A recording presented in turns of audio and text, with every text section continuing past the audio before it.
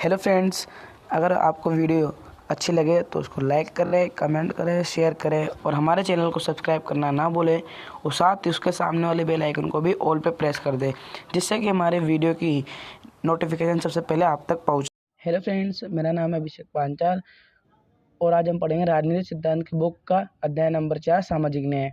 पहले पार्ट में हमने न्याय के तीनों सिद्धांत पढ़ लिए थे, अब उसके बाद का पढ़ेंगे।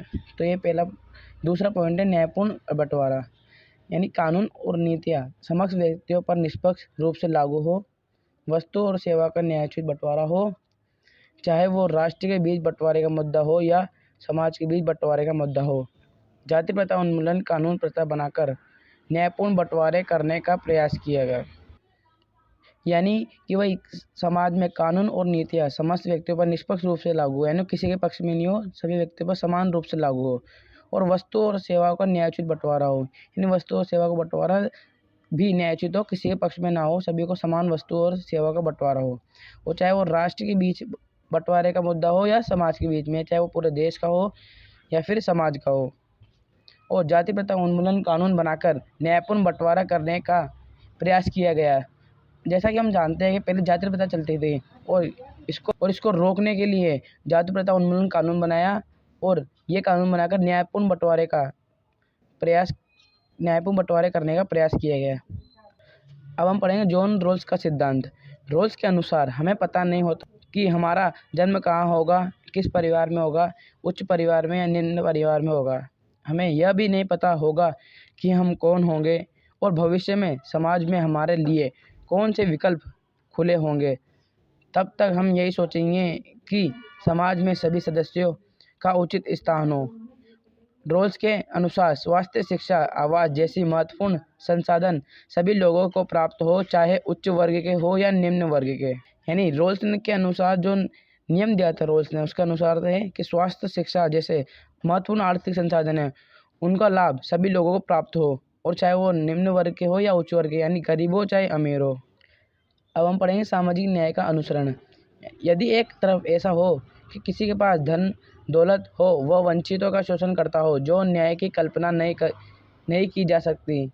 न्यायपूर्ण समाज में लोगों के लिए न्यूनतम आधारभूत स्थितियाँ जरूर मुहैया हो, जिससे वे स्वास्थ्य और सुरक्षित जीवन जीने में समर्थ हो सके, समाज में अपनी प्रतिभा को विकसित कर सके। समाज को जनता के लिए आवास, स्वास्थ्य, शुद्ध पेयजल, शिक्षा, न्यूनतम मजदूरी उपलब्ध कराए तो न्याय का अनुसरण हो सकता है। सरकार को वंचितों के लिए सहायता उपलब्ध करानी चाहिए। मतलब समाज में न्याय का अनुसरण तभी हो सकता है जब सरकार जनता के लिए आवास, स्वास्थ्य, शुद्ध पेयजल, शिक्षा, न्यूनतम मजदूरी उपलब्ध कराए तो न्याय का अनुसरण हो सकता है। और यदि एक तरफ ऐसा हो कि किसी के पास धन दौलत हो, वह वंचितों का शोषण करता हो, तो न्याय की कल्पना नहीं की जा सकती। और सरकार को न्यूनतम आधारभूत स्थिति जरूर मुहैया हो, जिससे कि वे स्वास्थ्य, सुरक्षित जीवन जीने में असमर्थ हो सके और समाज में अपनी प्रतिभा दिखा सके। और सरकार को वंचितों के लिए सहायता उपलब्ध करानी चाहिए। मतलब कि सरकार को जनता के लिए आवास, स्वास्थ्य, शुद्ध पेयजल, शिक्षा और न्यूनतम मजदूरी उपलब्ध कराए, जिससे कि वंचित समुदायों की स्थिति में बढ़ोतरी हो। अब हम पढ़ेंगे मुक्त व्यापार वशेष राज्य का हस्तक्षेप।